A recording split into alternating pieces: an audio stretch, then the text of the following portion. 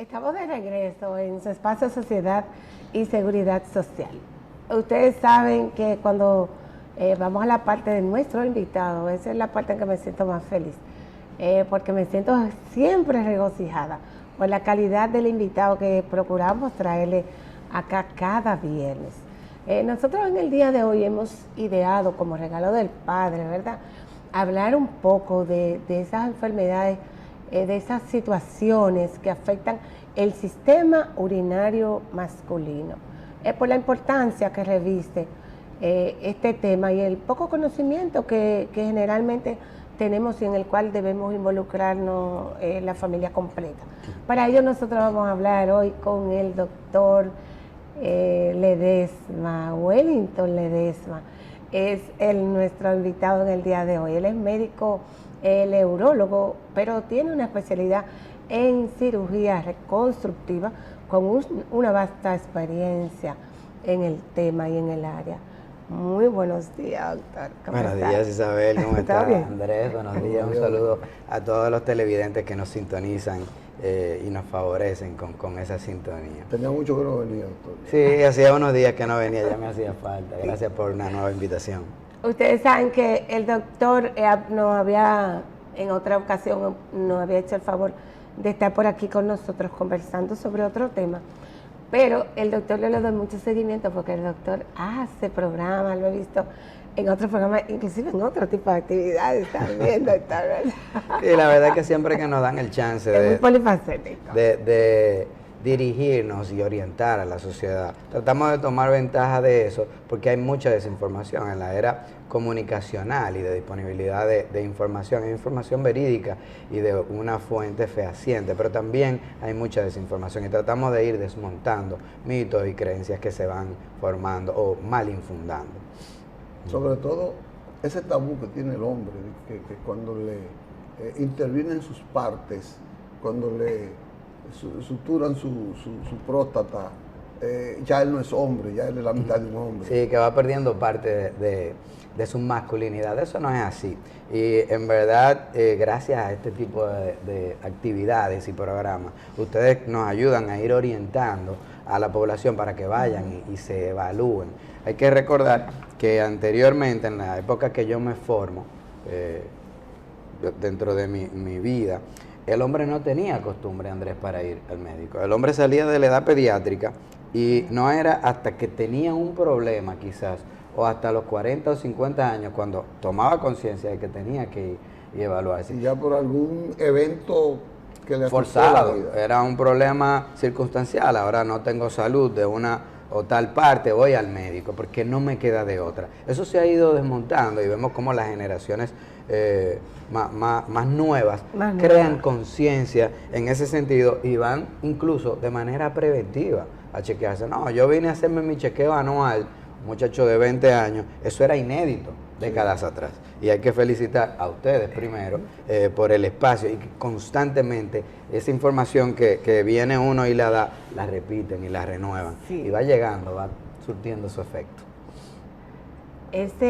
Nosotros prometimos abordar el tema de lo que tiene que ver con ese sistema urinario como que afecta al hombre así y de una manera en que él siente por cualquier situación, cualquier síntoma, él se asusta y piensa más allá después de lo que puede ser cualquier simple infección, cualquier tontería. A mí me parece un programa fenomenal porque el hombre va creando conciencia y utilizando lo temático del Día de los Padres que viene por ahí. Hay que recordar que el aparato urinario, que lo tiene el hombre y lo tiene la mujer, está compuesto por los riñones. Es por eso que cuando el paciente dice, ¿y qué hacía esa mujer en la consulta suya, doctor? ¿Usted le estaba chequeando la próstata? Porque ellos saben que no tienen próstata.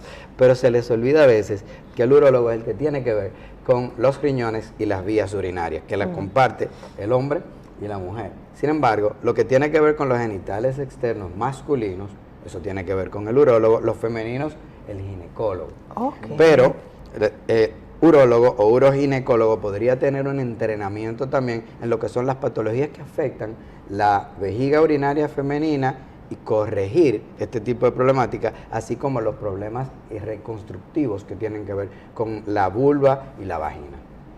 Reconstructivo, eso es como medicina. Y bueno, tú sabes que hay mujeres que pierden orina, eso se llama incontinencia urinaria, a veces por una debilidad del piso pélvico, eso hay que reconstruirlo, y eso tiene su especialización, que podría ser un ginecólogo, podría ser un urólogo también, pero además las mujeres tienen otras patologías reconstructivas que también el urólogo podría tener que ver con la resolución de ese tipo de problemáticas. ¿Usted pudiera decir cuáles son las principales enfermedades de ese aparato urinario que deben ser como atendidas más? En términos estadísticos, un tercio de la consulta del urólogo tiene que ver con patologías prostáticas. Por eso, la fama que tiene, no, el médico de la próstata. El médico de la próstata. Porque la mayoría de los pacientes que acuden a uno de manera forzosa y también en la actualidad de manera preventiva o de detección temprana de problemáticas, son problemas que afectan la glándula prostática. En segundo lugar, hay que mencionar los cálculos renales.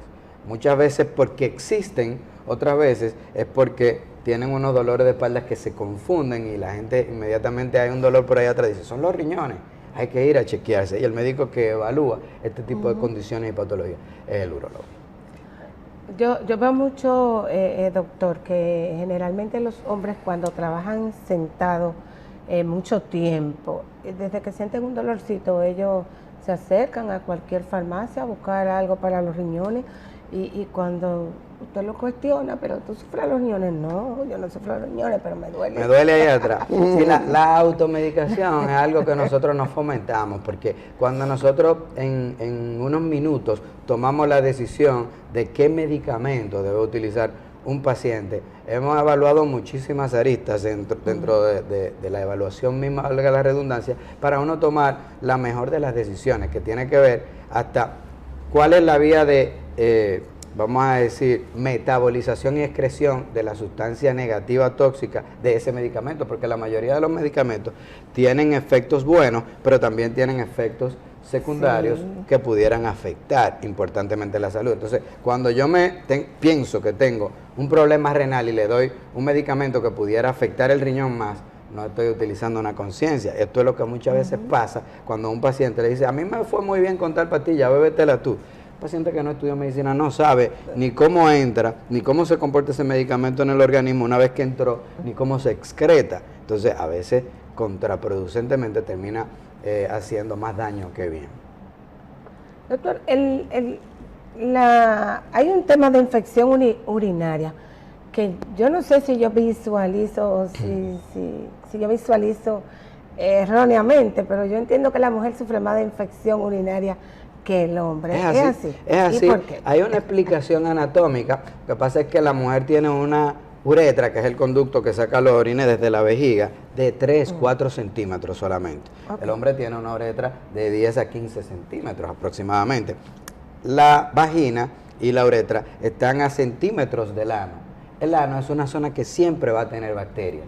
Las enterobacterias, porque viven en el recto y en el ano, siempre van a tratar de invadir nuestro organismo, porque así es que ellas pueden sobrevivir. ¿Y cómo es que lo hacen? Entrando a un sitio donde ellas se puedan multiplicar.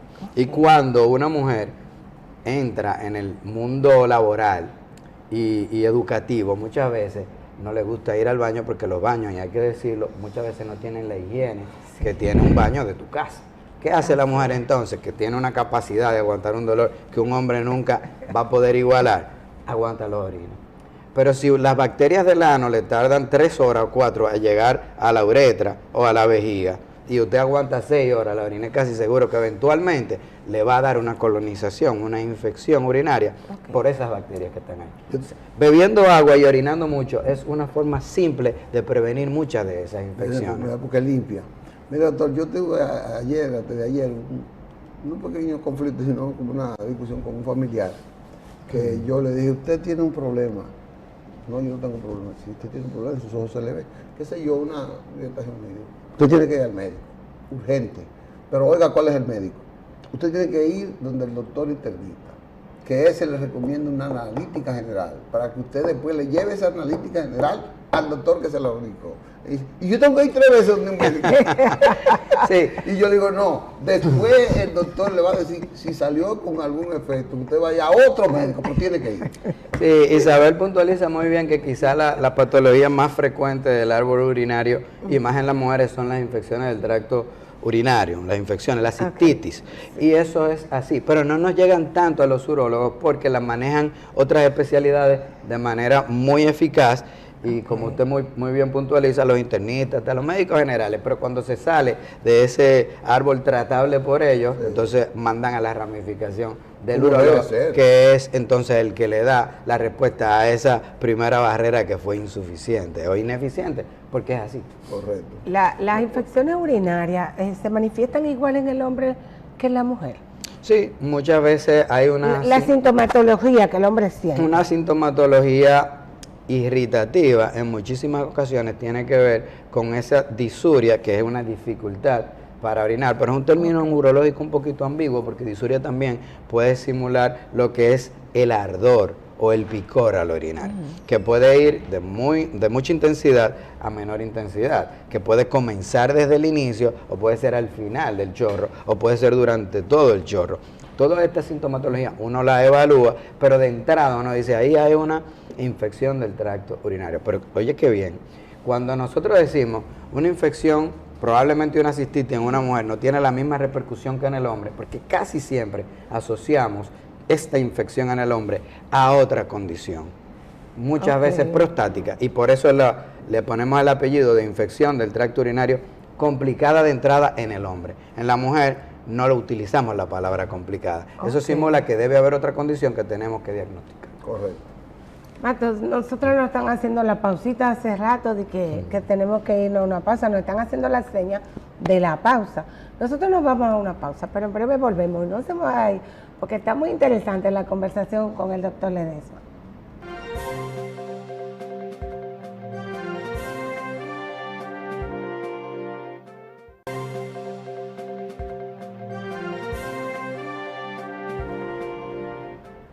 Estamos de regreso en su programa Sociedad y Seguridad Social. Les recordamos que estamos haciendo un programa para papá, pero especial para toda la familia, que es verdad que somos los que cuidamos a papá en casa. Yo quiero recordarles que desde el principio, ¿verdad? No les recordé los teléfonos. Claro que sí, que usted se puede comunicar con nosotros a través de los teléfonos que tenemos en pantalla, 809-262-1919, pero les recuerdo que a través del WhatsApp, 809-299-9789, usted puede hacer sus preguntas también, porque sé que a veces no tenemos acceso, ¿verdad?, al teléfono directo, pero a través del WhatsApp sí, 809-299-9789, y seguimos conversando con el doctor Ledesma y esa salud, ¿verdad?, de nuestros padres, del príncipe de la casa que yo le digo. Quería saber, Isabel, lo que recomienda el doctor, por ejemplo, ¿a qué edad los padres ya deben ir a chequearse? Lo que él dijo es la mayor frecuencia de consulta médica, que es la próstata. ¿Qué es la próstata? Y porque la próstata, si tú no la tienes a tiempo, te puede degenerar en algo.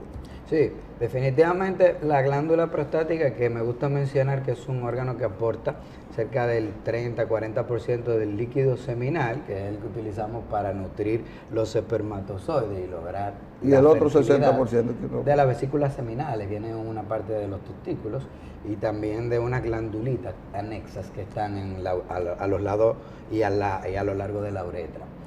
Entonces, ¿eso quiere decir que al que le cortaron la próstata puede seguir embarazando?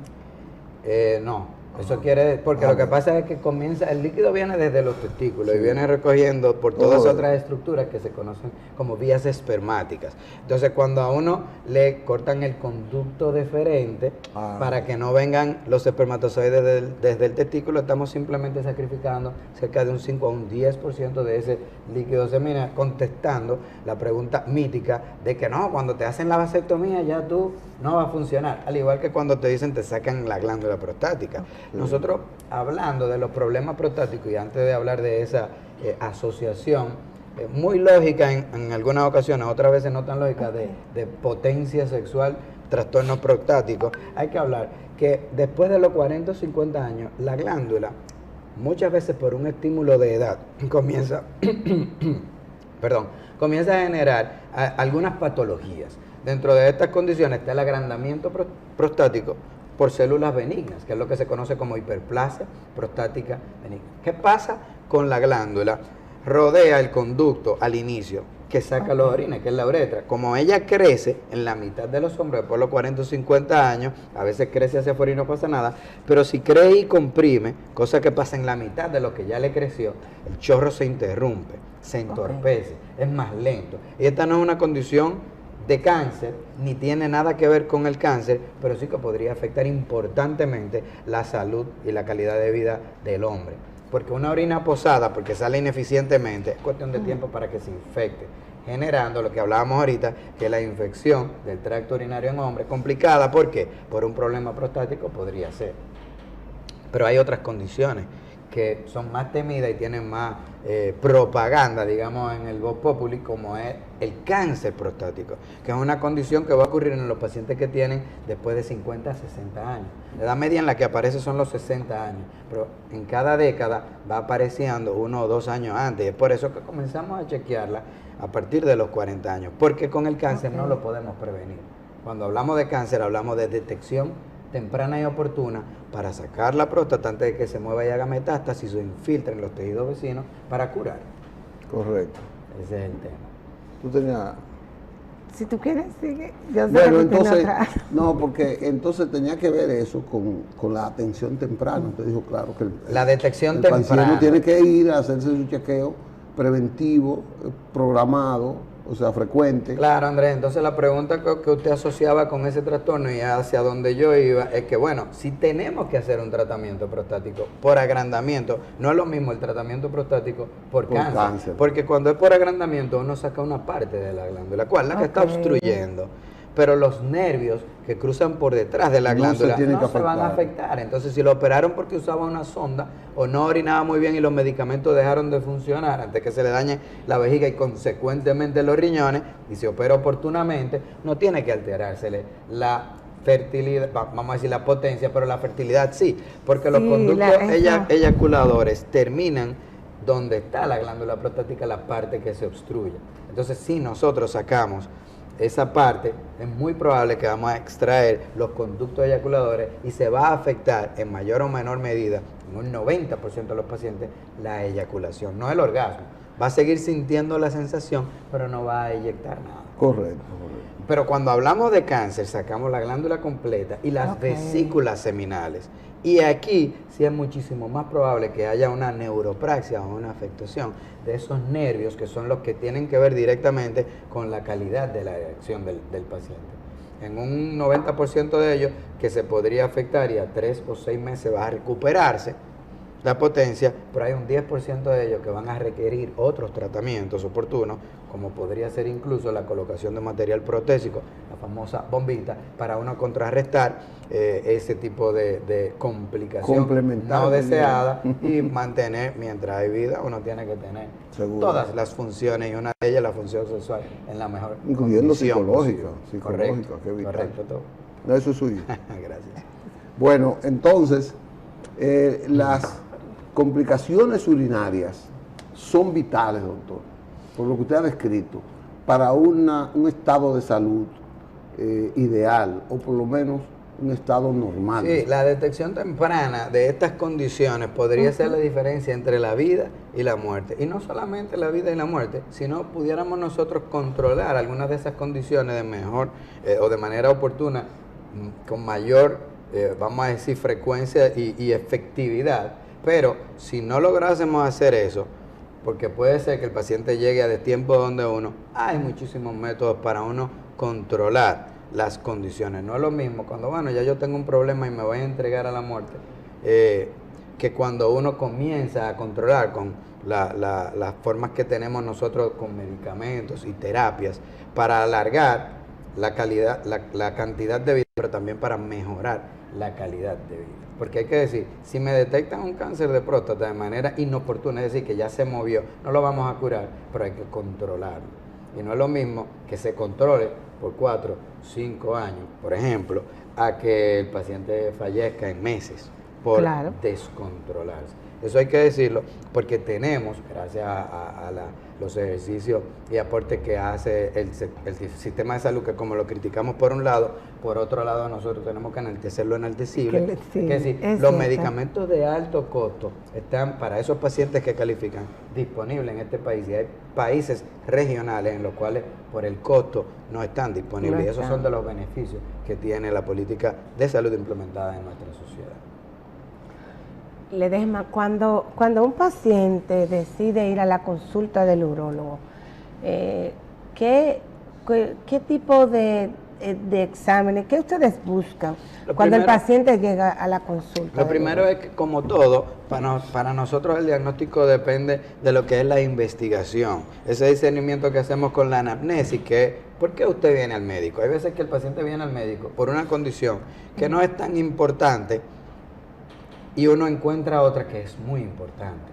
Pero si uno, entendiendo la dimensión del hallazgo, resta importancia por lo que el paciente vino, el paciente dice, pero yo vine por esto y me están atendiendo esto, entonces uno no puede dejar de dimensionar lo que lo trajo, que es algo que lo tenía inquieto y por eso termina viniendo. Entonces uno le da la importancia en su justa dimensión a eso, pero también trata de explicarle por qué la otra condición debe ser alterable, por ejemplo, o identificable y manejable. Entonces, si nosotros tenemos un paciente que viene porque no orina bien, pero yo le hago el TAC, o le duele el pelo, o tiene ardor al orinar, no, yo lo que quiero es que me den un antibiótico, eso, yo no me gusta automedicarme, denme un antibiótico, doctor. Y uno en la evaluación determina que no está orinando bien, dice, yo tengo que hacer el examen físico, que es como uno complementa eso, y uno siente un duro, no dice, hay que descartar que haya un cáncer de próstata, por decir algo. Pero aparte de la anamnesis, que es la investigación, las preguntas, el cuestionamiento que uno se hace de la salud del paciente, y el examen físico y los probables hallazgos, eso lo complementamos con análisis de sangre y de orina. Estos análisis de sangre nos pueden decir si el paciente tiene o no anemia, si los riñones están funcionando bien, si los niveles de glicemia, que era algo de lo que hablábamos fuera de cámara ahorita, están o no alterados, porque una de las enfermedades más malditas, y perdón el término, pero es que nefasta, es la diabetes. Porque eso te daña todo. Y hoy por hoy nosotros tenemos índices de obesidad mayores, algo inédito en nuestra sociedad, porque todo el mundo está comiendo y comiendo mucho y comiendo mal. Entonces esto te aumenta el perímetro abdominal, que es una de las peores grasas que nosotros pudiéramos tener en nuestro organismo. Y esto te lleva a unos desequilibrios de azúcar, y el azúcar elevada por mucho tiempo daña todo. Desde el corazón, la potencia sexual, la visión, la función renal, todo. Por eso es que me refiero a la diabetes como una enfermedad nefasta y malvada. ¿Cómo, oye? Sí, André, de verdad, el que sufre de diabetes, y mira que hay gente que aunque tiene diabetes, sabe que tiene esa condición, no se cuida. Terrible, sobre todo la alimentación, que él ha dicho, la ejercitación del cuerpo. Y cuando mencionaba y describía ahora el doctor, me recuerda generalmente los hombres que siempre el tema de ellos es, tú vas al médico por una cosa, no, yo no voy al médico porque tú vas por una cosa y te salen con otra. Bueno, hoy por hoy, y de manera afortunada, digo, nosotros tenemos pacientes que van creando conciencia con su sexualidad, que es otro de los motivos importantes de consulta urológica en los pacientes entre 30 y 50 años. Sí, porque anteriormente el hombre en el colmado, pues todo el mundo sabe que es Superman, nadie hace los cuentos de qué tan mal le pudo haber ido, todo el mundo es Superman. Ahí tú no ves que uno es Batman con los artefactos, o que otro es Flash. Rompió. En el colmado todo el mundo es Superman. Ahí está la mujer mía. El punto es que esos que hablan más duro son los que terminan yendo a la consulta urológica con los problemas más grandes, pero muchas veces manejables. Pero hoy por hoy el paciente va y te dice, doctor, yo le quiero decir algo. Con ese rodeo ya tú sabes qué es lo que te quiere decir. O a veces van con la mujer arrastrado de la oreja y la doña, dile. Y hacemos el comentario un poquito jocoso, pero antes la gente no tenía la apertura de decirte, doctor, estoy fallando. y no quiero fallar. Y la mujer, tú estás fallando. Exactamente. Con ese empoderamiento popular que tenemos en esta época postmoderna, digamos, eso ha sido algo bueno que ayuda y aporta a la salud del hombre, porque era imposible que lo llevaran. Ahora lo mandan a uno. Mira, doctor, pero usted ha dicho algo clave, porque para la estabilidad de una pareja, porque muchas veces tú estás fallando. No, eso que tú tienes otro.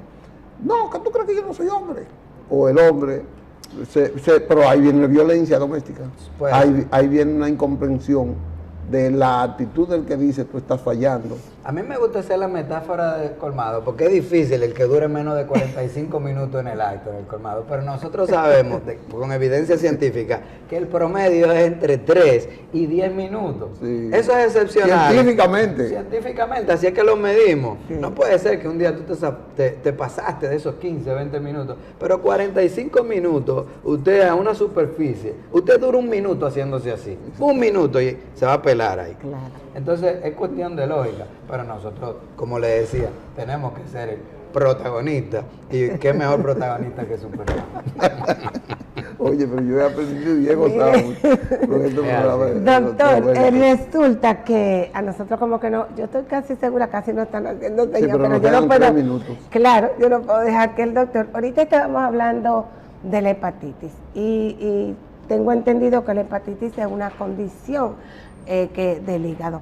¿Afecta de alguna manera el hígado, el sistema urinario, reproductivo, sexual del hombre? Sí y no, porque muchos de los medicamentos que nosotros pudiéramos utilizar para afectar o para tratar alguna condición pudieran metabolizarse por los riñones, pero el otro órgano que metaboliza y excreta esa sustancia tóxica del cuerpo es el que conocido como el laboratorio del cuerpo, que es el hígado. Ajá. Entonces, ¿qué es una hepatitis? Si nosotros tenemos gastritis, es una inflamación del estómago.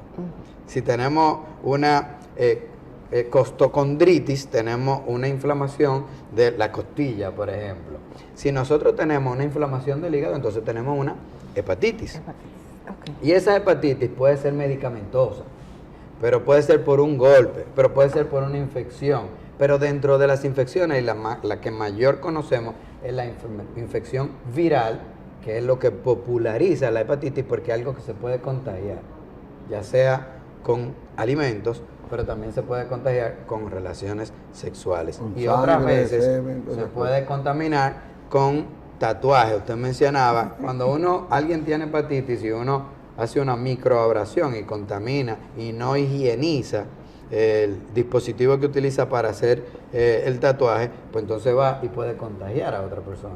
Y entonces la persona tener una infección viral por hepatitis B, que es la más frecuente, pero es la que podemos tratar.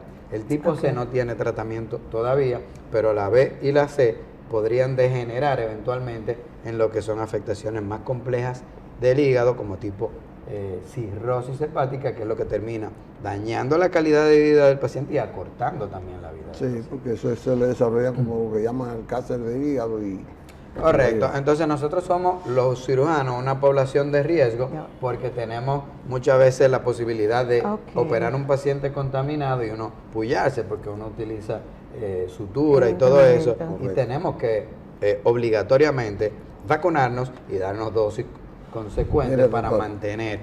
Ese pequeño que está ahí vino, como si él fuera sastre, nada más de que cortando, de que corten. Ay, bueno, eso quiere decir que se nos fue el tiempo. Terminó el tiempo que teníamos hoy, qué rápido.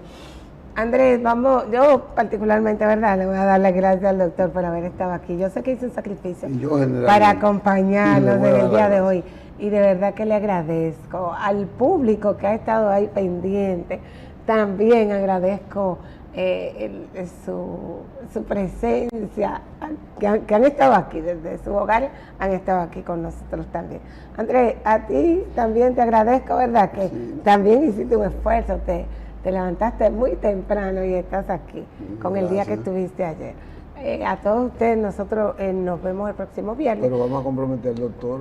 No, Ahora acortemos el tiempo para que él vuelva. Sí, Hay un tema que es interesante. Es interesante que manejemos. Recuperarle la vida psicológica con la vida sexual del hombre. Sí, podemos hablar Él de es eso. especialista en eso, entonces de eso vamos a hablar. Sí, Ya está comprometido el doctor. Nosotros nos vemos el lunes en Periodismo y Salud con el doctor Alfredo Polanco. ¿Verdad, Andrés? Sí, seguro. A ti y yo hasta el próximo viernes.